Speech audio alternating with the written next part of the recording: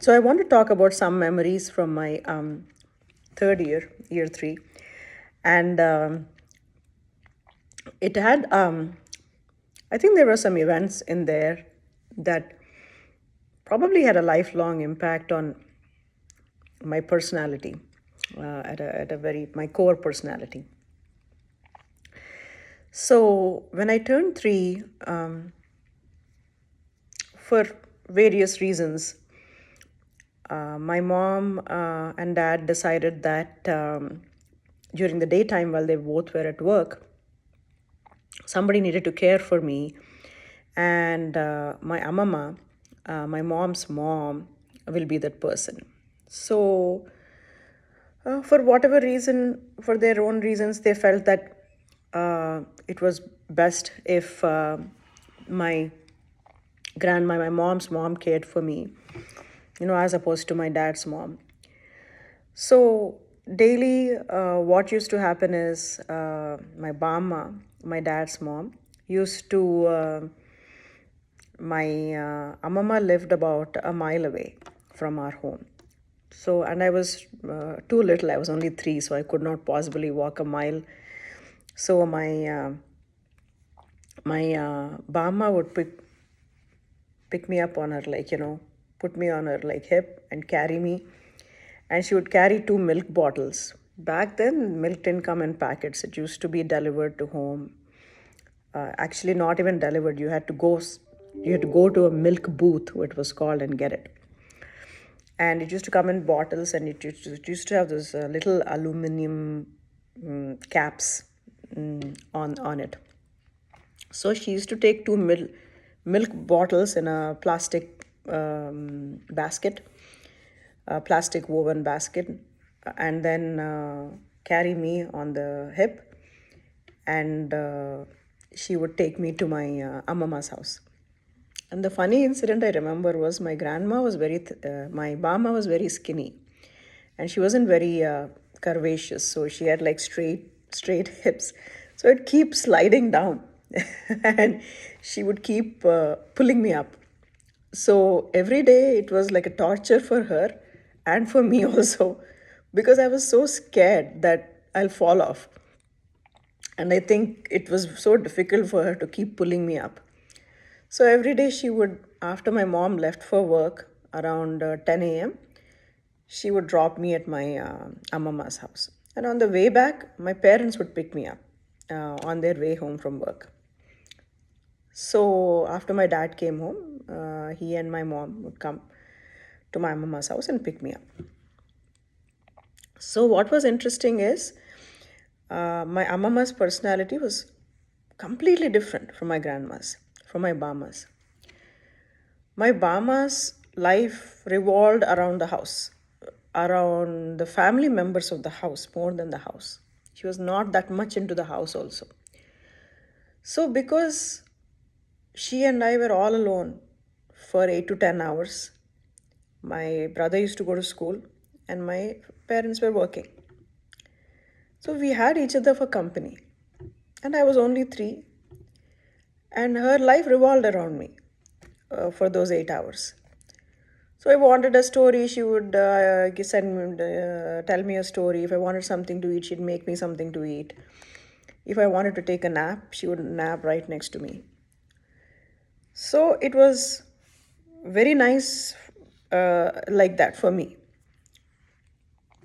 But my amama, she was a very vibrant, very versatile personality. So she had so many interests. So taking care of me was she did it like a responsibility, but what really interested her was uh, a lot of engagement with the community, friendships, being social, being the leader of her group. I remember she was the leader of her group. She was the oldest member. And to be very honest, my mama was a born leader. Wherever she went, she was the leader. Everybody listened to her, and she just assumed that role naturally. So her life, either she was alone at home, she would take a nap, and she was there, she treated me well, but her life certainly didn't revolve around me, as it shouldn't. So she would go to her friends' places sometime, and her friends were all younger than her, so they used to call her Mummy Garu. And her friends were, I thought these were all their names, but actually those were not their names. One friend used to own a little milk booth. I told you they used to give those bottles. It was quota. Like the government said, like this size family, she can get these 1, 2, 3 bottles. And it was never three, it was one or two. And you would go to the milk booth in the morning between 5 a.m. to 6 a.m. or 6 a.m. to 7 a.m. and they would give that. You would give them their token. So she owned a milk booth. So that auntie was called milk booth auntie, pala booth auntie in Telugu. And there was another auntie whose husband owned a bulbs manufacturing company.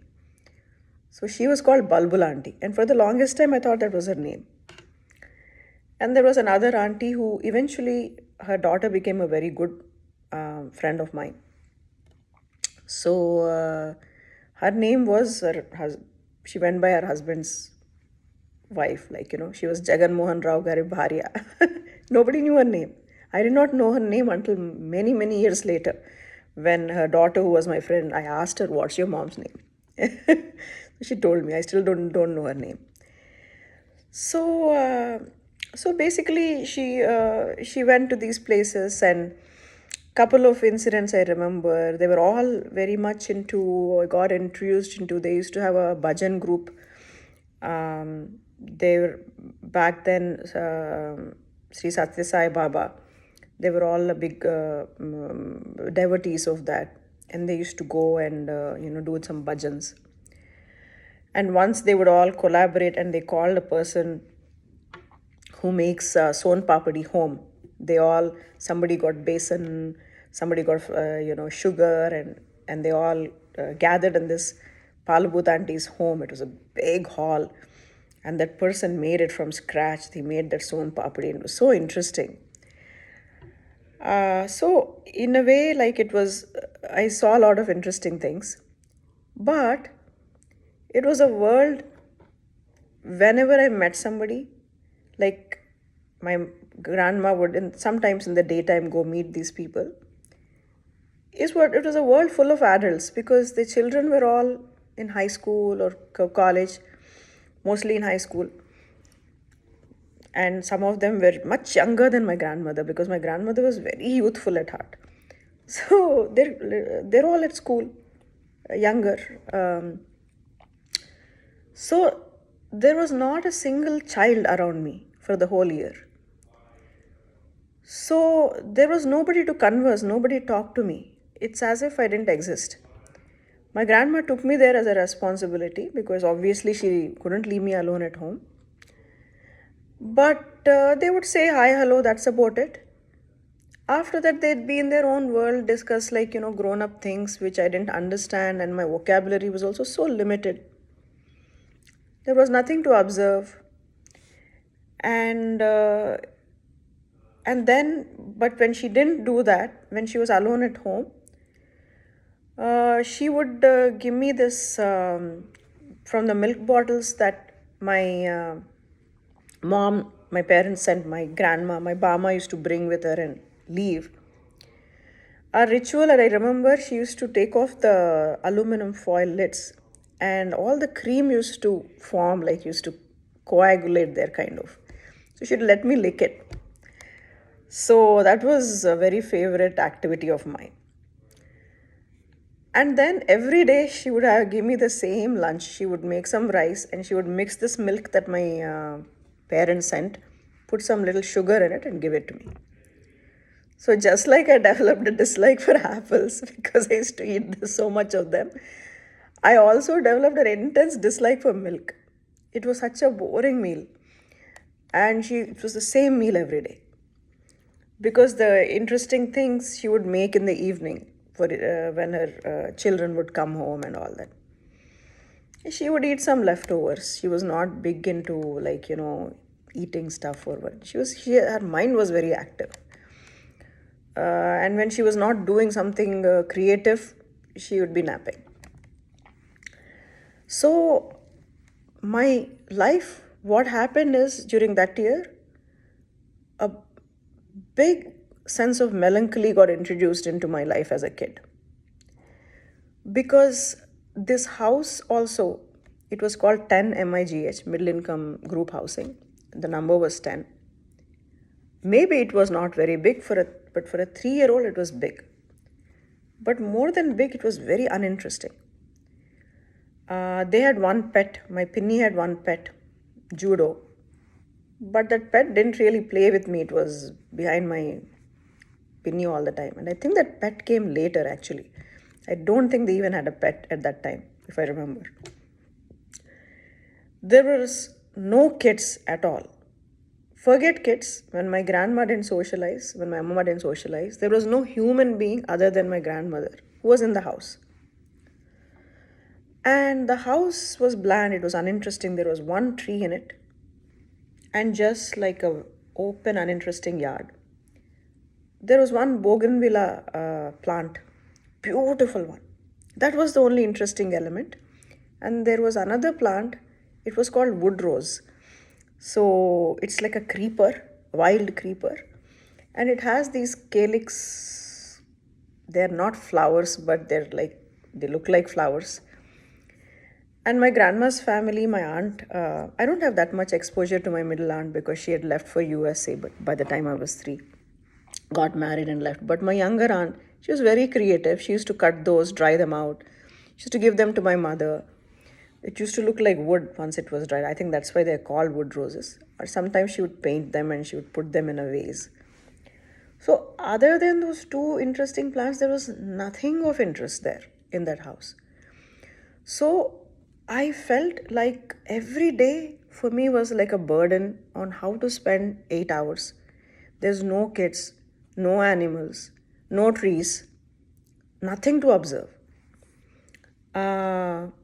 My grandma used to taught me one little thing where she gave me a little basket and she would give me a list of vegetables to buy, and she would send me to the grocery store around the corner. So that part I liked. That was the interesting part in my 3 years. I used to go and I used to give the thing, and she taught me math, how to count the change. It was only like 3, 4, going on to 4. So she called simple math, like 10 paise or something. She used to give me, and I used to get a few paise back, and I used to get that groceries. So that was the interesting part. But other than that, it was silent. I felt as if every day I felt like some apocalypse had descended, the end of the world occurred, and I was the only one in this world. For 8 hours, I was the only one. Then what happened was, one day, there's only one day of my life that I remember. These people used to live in as tenants in the house, but the main portion of the house, the owner used to live there. Many years later, I actually met that owner of the house, their child. But it was a clinic. It was called Dr. Geeta Clinic. And then in that house, they had a domestic help, a young girl who was about 7 years old. She was older than me. She looked very big to me. She was only 7. And it was sad in India, like you have domestic help or children, they used to use them as domestic help. So one day somehow she had a little bit of a break in her activities. That was the only time she did that. That was the only time I saw her. Then she also, I think, wanted somebody to play with. She saw me, I saw her. We saw each other from far, and then she came and she said, let's play. So there was no toys also in that house. But underneath the tree, there were 4 bricks. Somehow she got the 4 bricks from somewhere. And then she showed me how to build a house with a grid. And then she caught an ant, large ant from somewhere. And then she put the ant, and she took some leaves and built a bridge into that house. And she built like 2 mountains with mud. And she pretended the ant was a human being, and she would make the ant go in and out. She taught me that game. It was a very fun, lovely afternoon that I remember until this day. After that, I never saw her again. But then that's where I learned, like, playing house was my favorite game from then on, because I knew this is how I could entertain myself. I could create my own world, and I could do that, because there was no other entertainment. My grandma didn't even know any, unlike my Bama, who knew a lot of Hindu mythology.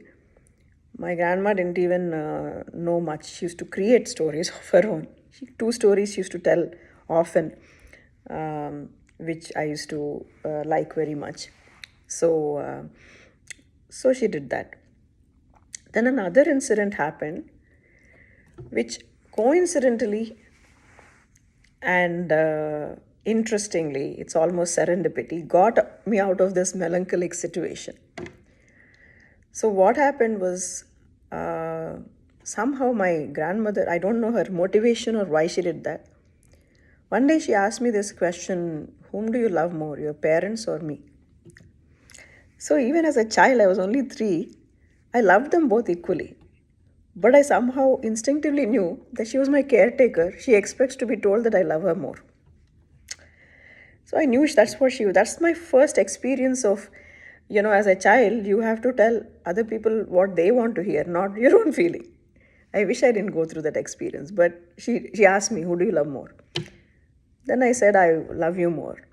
That was not true, but I felt that would make her happy. So I said this. And then she said, oh, okay, then will you stay with me tonight when your parents come to pick you up? Will you stay with me and not go back with them? Then I said, yeah, I'll stay with you. I never thought anything would come out of it. But that night when my mom and dad came home, my my my grandma said, oh, she doesn't want to come home, she wants to stay with me. So my parents kept begging me, like, are you going to come? Then I said, no, I want to stay here. I actually didn't mean it, but I knew that my grandma wanted me to would be happy if I say that. So I said that. Then to my panic, my dad didn't know how to get me out of the situation. So he got into his car and he started pretending to pull out and drive away. He said, that's it then, you'll stay here permanently. You'll never see us again. We're going away. Bye. And this gloom descended on me, this sense of abandonment. And I think I started crying. Then my dad quickly came and picked me up. So, and then on the way home, my dad and mother had a conversation that I overheard. I was in the car. They thought maybe I was too young to comprehend. So they both discussed that. They said the child is getting a bit detached from us. So we should really have her stay with us. I was actually not detached. I loved my parents very much, but this situation that I was put in, this dilemma that I was put in, worked out in my favor, because after that, my mom and dad made the decision that I'll just stay home and not be sent to my Amama's house. So that I really liked it that they made that call. So, life lesson that I learned from year 3, we hear so much about choosing our company, choosing friends, choose people who are more intellectually superior than you. As adults, choose friends who are more successful than you. So I feel what the basic thing I learned is that is all secondary, Don't be so picky. Surround yourself with people who are your age group. Okay. And it doesn't have to be people who are more intellectually superior. It could be people who are more successful. That is all some fake thing that we are creating, because as adults, we are trying to manipulate our life into something that we want to be. But just surround yourself with people who are your age group, because they're going through similar phases, and you learn a lot from each other. And you just the presence of somebody is comforting. They don't need to contribute anything much. But if you are in an age group where people are way younger than you, way older than you, then you may feel a little lost in life. And in spite of being surrounded by so many people, you might feel all alone. In so many Urdu Muslim poems, they always mostly have this line, Mehfil may be tanha, Mehfil may be tanha. Usually they have that in reference to, being in love with somebody and you're surrounded by people, but you're thinking of that person, of your lover or your boyfriend or girlfriend or loved one, and you miss them. But it doesn't always need to relate to that. If you do not surround yourself with people who are your age group, by your age group, going through similar challenges, happinesses that you can relate to, you'll feel all alone in life. And you'll also maybe not develop some skills that are required to deal with that. That said, I'm happy whatever happened, but I went through some interesting experiences and observations that year. Okay? Tomorrow I'll talk about my year 4, one of my favorite years. I have lots of sweet memories from there. Bye.